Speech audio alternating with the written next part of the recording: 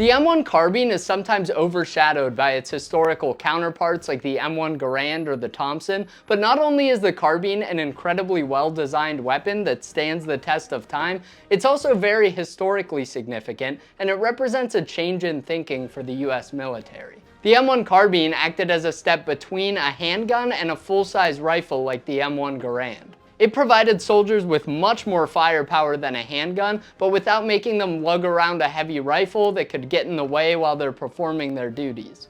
This made the M1 carbine the perfect weapon for truck drivers, artillerymen, ammo bearers, radio operators, really anyone whose primary job wasn't shooting their weapon at the enemy, but who could still benefit from having a reliable weapon at the ready in case they need it. Whenever I hand someone an M1 carbine for the first time, they always remark about how small and lightweight it is. I've certainly never had that reaction when I've given someone an M1 Garand, a Thompson, a BAR, weapons like that. To have a weapon that's so small and light you can sling it over your shoulder and hardly notice it's there, but they could also lay down accurate semi-automatic fire from a 15-round detachable box magazine was pretty damn remarkable for that time. To put into perspective just how important this weapon was, the US produced more M1 carbines during World War II than any other type of small arm. I purchased this 1943 production M1 carbine last year, and I love everything about it. Well, almost everything. This carbine, like many others, was refitted with new parts after World War II. Now normally that wouldn't be a problem if I were just using it to shoot at the range or for most other things, but as a World War II reenactor, I need my M1 carbine to look exactly like the ones that a soldier would have carried during World War II if I'm going to carry it around at World War II reenactments. Because as it is right now, this M1 carbine is an M1 farbine. For those of you who aren't reenactors, farb is the term we use for stuff that isn't period correct, so hence farbine. Today, I'll take my M1 farbine and replace all the obvious parts that were added after World War II so it'll look just like it did when it was produced in 1943. By the end of this video, you'll have a better understanding of some of the changes that were made to the M1 carbine during and after World War II, and what parts are correct to use on a wartime M1 carbine. I'll even show you my World War II machine gun ammo bearer loadout at the end of this video so you get a better understanding of what I'll be using this carbine for. And yes, I am going to be pronouncing it carbine for this whole video, so feel free to go cry about that in the comments. Let's start out by taking a look at this carbine right here and determining which parts on it are historically accurate and which ones need to go. Keep in mind, I'm replacing the most obvious external parts on my carbine today, so it'll look the part at reenactments. There will still be some small details on this carbine that aren't perfectly correct yet. For example, this magazine catch has markings on it that show it was made after World War II, but I can accept a tiny marking on an otherwise identical component. Also, I'm not necessarily trying to match all the parts to one specific carbine manufacturer. Different makers use different parts at different times, and some collectors will try to restore carbines with all the exact parts that that maker would have used on them. But for reenactment purposes, that really isn't important to me. Nobody's going to come up to me at a reenactment and read the name of the manufacturer off my carbine and then check to make sure I have the right extractor that that manufacturer would have used. At least I hope not. So let's get to it, and first off, we'll start by looking at the stock that's on this carbine. The stock is one of the most obvious things that changed on the carbine during World War II. The one I have right here is a Type 2 high wood walnut stock. The Type 1 stock that came before this had a different shaped cutout here at the back. It was shaped more like an eye instead of just an oval. And the Type 3 stock that came after this had a bigger cutout at the front here. That's why people refer to these as high wood stocks. The wood comes a little higher up in this gap right here, and the later carbines had a larger cutout. You do see the later type of low wood stock used during World War II, but they weren't as common and they didn't appear until later in the war. Most of the carbines used during World War II had this type of high wood stock. There was also an even later style of stock that a lot of people call the potbelly stock that was usually used on the M2 carbine. It was called the potbelly because it's a little bit thicker around the middle, and you don't really see those used during World War II. The stock and handguard on this carbine were made by S.E. Overton in South Haven, Michigan. I can tell that by the little OI stamp at the back of the stock. I can also tell from this stamp that it was rebuilt after World War II by Rock Island Arsenal in Illinois. That isn't surprising, judging by all the post-war parts on this carbine that we'll be replacing in this video. So we're all good in that department. It's not the earliest style stock, but it's a Highwood stock. This is a good example of the stocks that would have been on most carbines during World War II, so no change needed there. And that's good because these Highwood stocks can be kind of expensive and hard to find, so I'm glad I don't need to replace that. Like I said, this is one of the most noticeable differences between the World War II and post-war carbines. So next time you're watching a World War II movie, take a close look at whether the carbines have high or low wood stocks. If they're using the high wood stock where the wood comes higher up into this gap area, you know they really did their research. Next, let's look at the safety on this carbine. My M1 carbine has a Type 3 push button safety, so you push it one way for safe and another way to fire. This is correct for a World War II carbine. They had these push button safeties during the war. Now in 1945, they switched to a rotary or flip safety that you flip one way for safe and the other way for fire. You do see those used very late in World War II, but they weren't very common. This type of push button safety is the type seen on the vast majority of World War II carbines. So we're good on the safety, no need to change anything there. Next, let's look at the bolt. This M1 carbine has a flat bolt. You can see the bolt kind of has a cutout on top and it's not fully rounded. Those rounded bolts didn't really make it onto a lot of World War II era carbines, so this flat bolt is correct. So again, we're all set there. Next, let's take a look at the slide on this carbine. This carbine has a Type 5 slide on it that has an angled deflector. The earlier type had a totally flat deflector, but I guess that didn't work very well. Sometimes it would deflect brass right into a soldier's face while they were shooting, so they adopted this angled one to deflect the casings a little better. I believe these were adopted in 1943, and I'm not sure what the earliest you would have seen these on the front lines is. I believe the earlier flat front style slides were more common on World War II era carbines, but this one's not necessarily incorrect. I might upgrade it at some time in the future, but for right now it suits my purposes. Next, let's move on to the barrel band. There were three types of barrel bands used during World War II. This is the Type 3, which was the last one to be used. The Type 3, unlike the Type 1 and 2, has a bayonet lug attached to the barrel band so you could mount a bayonet on your M1 carbine. These were pretty much never used during World War II. There's maybe a couple rare instances of them being used right at the end of the war, but they just weren't adopted early enough to make it to the front lines in any type of significant number. The first type we call the Type 1 barrel band. That's what I'll be installing today on my M1 carbine. So this barrel band is not correct. We have to swap this out with a more appropriate one. There was a Type 2 barrel band that came between the Type 1 and the Type 3, but the Type 2 is pretty much the same as the Type 1, just a little bit thicker since these Type 1 barrel bands were known to shift and affect your accuracy. This Type 1 barrel band I have is a reproduction. It's not an original, but it looks the part and it'll do the trick for me. Next, let's look at this M1 carbine's rear sight. Currently, this carbine has a nice adjustable sight on it that you can adjust for different ranges and adjust the windage, but unfortunately, soldiers during World War II did not have that luxury. The sight used on most M1 carbines during World War II was a flip sight that had no way to adjust it. Now, unlike the Type 3 barrel band I was talking about, you do see these adjustable sights used sometimes later in the war. They just weren't very common and they came around so late that not many of them made it to the front lines. So again, we gotta swap this out.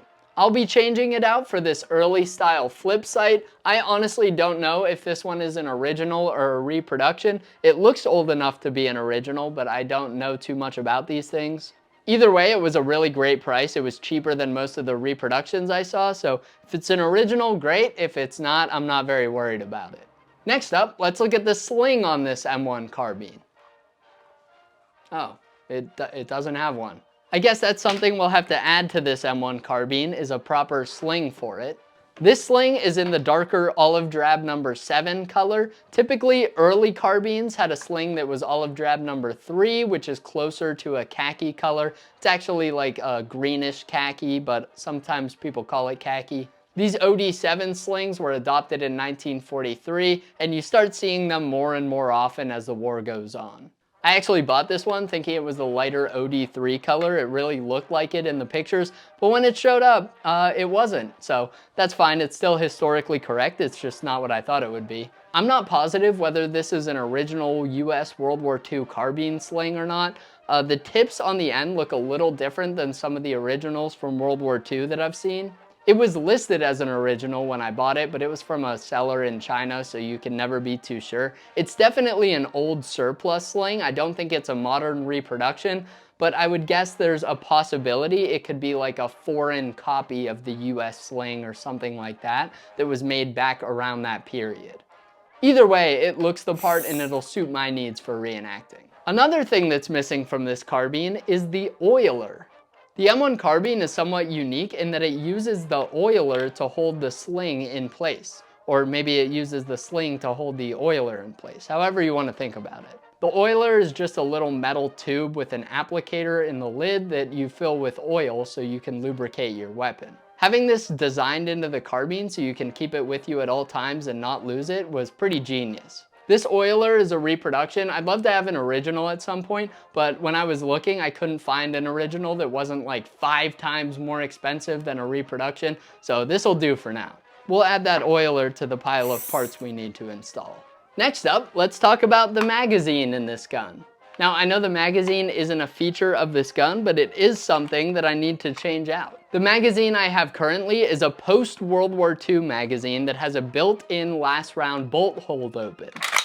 The M1 carbine doesn't have a built-in last round bolt hold open, so after World War II, they had the idea to make magazines with a flat piece at the end of the magazine's follower that'll catch the bolt when you're out of ammunition. Now, this won't keep the bolt open when you remove the magazine. It'll still close like that, but it would make it easier for you to see that you're out of ammo and you need to reload. So we need to swap this out for a World War II style magazine that doesn't have that feature and has a sloped follower that allows the bolt to close even if the magazine is empty. The magazines that I got are not originals. I wanted to get original ones, but then when I was looking, the originals were about 5 times more expensive than reproduction ones, and the originals are old and probably won't work as well, so I decided to get reproductions. And that should be all the parts we need to replace on this to get it back to its former glory.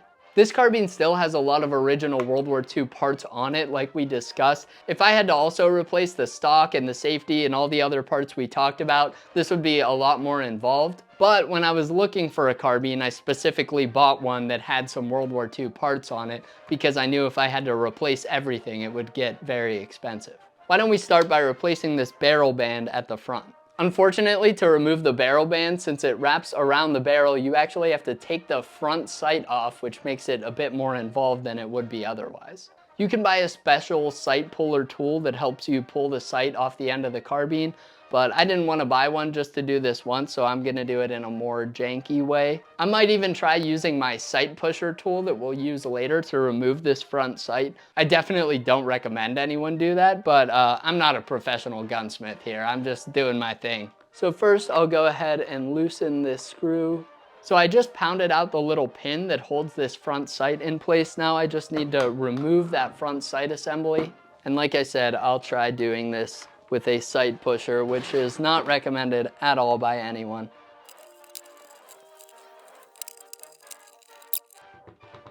Slowly but surely, it is sliding off. Like I said, I don't recommend it, but it's getting the job done. I can just see all the actual gunsmiths like crying while watching this right now. This is probably ill-advised, but you know what they say. If it's stupid and it works, it isn't stupid. So we'll see if this works, and if it doesn't, it might have been stupid. Let me just tap this off the rest of the way, and then we'll be good to go.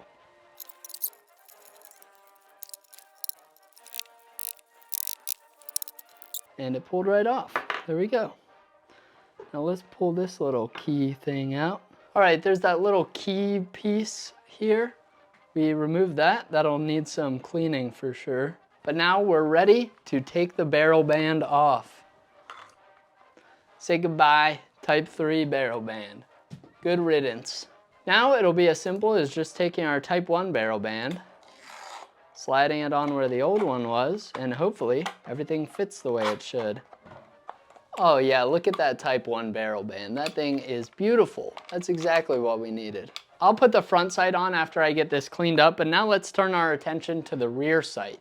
To swap out that rear sight, it should be as simple as just disassembling this down to the receiver, putting that receiver in my sight pusher tool here. I think this one's meant for handguns, but it'll be able to fit this receiver. It should work fine. And then I'll push this rear sight out and put the new rear sight in. All right, we have our receiver here, so let's just get this in the sight pusher and push that rear sight off.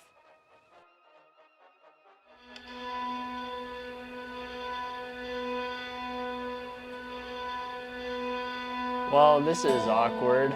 Remember a minute ago when I was like, my sight pusher tool here, I think this one's meant for handguns, but it'll be able to fit this receiver. It should work fine. It did not work just fine. In fact, it didn't work at all. So I went ahead and did what I should have done in the first place and bought this tool from Matrix Precision that's specially designed for taking the rear sights off of M1 carbines. That company's not a sponsor or anything. I paid full price for this tool from Matrix Precision. I think it was like 60 bucks after shipping.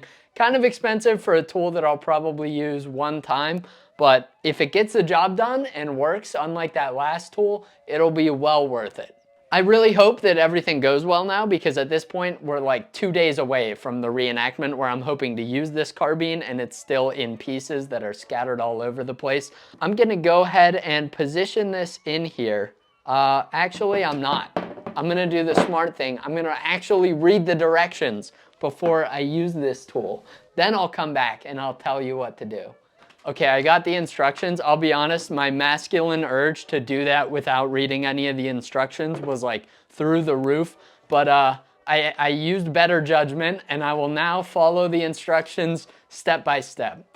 Step 1 is to spray some liquid wrench on the sight and let it sit overnight. What am I, made of time here? I don't have liquid wrench. Step 2 is to determine if my sights are stamped or milled. I have the stamped style sights, so it comes with a little spacer in here to keep the sights from getting bent. All right, next step, I want to make sure I can read the thing that says removal, because I can only remove these sights in one direction and then push them back on in the other direction. So this is clearly labeled. That makes it hard to mess up. Always a good thing for me. If you couldn't tell, I'm not exactly a professional at this.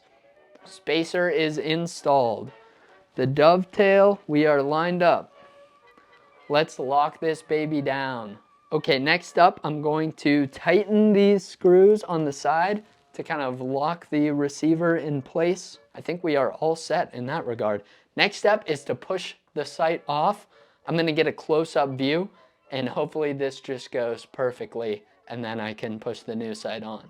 Alrighty, I have it positioned in here. Let's start pushing this sight off. Oh yeah, look at that. That thing's coming right off now. Look at that. Let's get this post-war sight out of here. All right, now that I got this a little bit cleaned up, it's time to install our flip sight. So now let's follow the instructions, position this receiver into the tool here, and then push this new flip sight on. Slides right in. I'll just line everything up and tighten it. Look at that. Flip sight, ready to go. Boom, boom, boom. We are in good shape here, guys. All right, guys, now that the main components of the gun are assembled, let's throw this sling and oiler on. So the oiler is held in place by the sling back here, like I described before. The oiler kind of wraps around it, and the way you have to do this is a bit tricky. So I'll first attach the front of my sling to this swivel point at the front of the carbine. Snap that into place. And then I'll take the back end here, and once I have the oiler in place, you can see the oiler fits right in that cutout, then I'll weave the sling around the oiler. It seems like it would make sense to put the sling through first and kind of wrap it around the oiler and pull it through. If you try it like that, it just kind of doesn't fit. And I think I'll actually do mine feed the back end through first.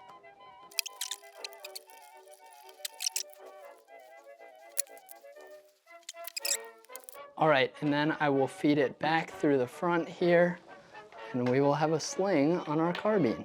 All right, there we have it. The sling is on the carbine, and we are one step closer. The only thing we have to do is put one of these magazines in, and we are all set. Now, one other thing that's optional, sometimes you see guys in World War II putting a magazine pouch on the butt of their M1 carbine. So if you wanted to have a carbine pouch on the butt, this is what it would look like. You certainly don't need that. There's plenty of photos of guys not doing that. In fact, it seems like a majority of guys didn't do this, but it does look cool and it is convenient. So I see why so many reenactors want to do this. Now, while we're on the topic of magazine pouches, there are two main types of magazine pouches used during World War II. The first type, which is by far the most common, is this type right here. You can see it's pretty basic. It has this loop to put it around your belt and this snap at the back to snap it into place onto your belt to keep it from sliding around. And then you just have two pockets right here for 15-round carbine magazines. This is what you see most soldiers using during World War II. Now later in the war, they came out with this type of pouch. This is a universal pouch, so it can still fit two M1 carbine magazines, or you could put two end block clips for the M1 Garand in here. This one doesn't have that same loop design. It has these two little straps to go around your belt, and it has two holes at the bottom of it. That way you could hang another pouch that uses a hanger off of this. You do see these used in World War II, but they weren't as common, and you generally see them later in the war with certain divisions. So I'm going to be using this type of carbine pouch for my impression. So now that we have my carbine all decked out with the proper parts, it's looking real nice, and it looks pretty much the way it would have when it rolled off the assembly line in 1943. Let me put on my uniform that I'll be wearing for an upcoming reenactment, where I'll be representing an ammo bearer for a .30 caliber machine gun. Ammo bearers were issued M1 carbines, so I'll put that uniform on with my carbine and everything so I can really give you the full effect. All right guys, here it is. And what's that conveniently slung over my shoulder that's so light I hardly noticed it was there? Oh, my trusty M1 carbine. Obviously, when I'm doing this at the reenactment, I'll have a lot more .30 cal ammo as an ammo bearer. This bag will be full of that, and I'll have an ammo can or whatever, but you get the point. I'll do a quick 360 so you can really appreciate the drip here. Check out that M44 pack. If you guys enjoyed this video, please consider signing up for my Patreon through the link in the description. By signing up, you automatically get access to exclusive updates, never before seen videos, and access to my private Discord server where you can talk to me and other history lovers. Huge thank you to Mark for being my first Hotshot tier supporter on Patreon. If any of you want your name included at the end of one of my videos, then you can sign up for that tier through the link in the description. Thanks. I also want to give a quick thank you to uscarbinecal30.com. That site is a great resource for M1 carbine information, and I wouldn't have been able to make such a detailed video without referencing that. Thanks guys, and I'll see you in the next one.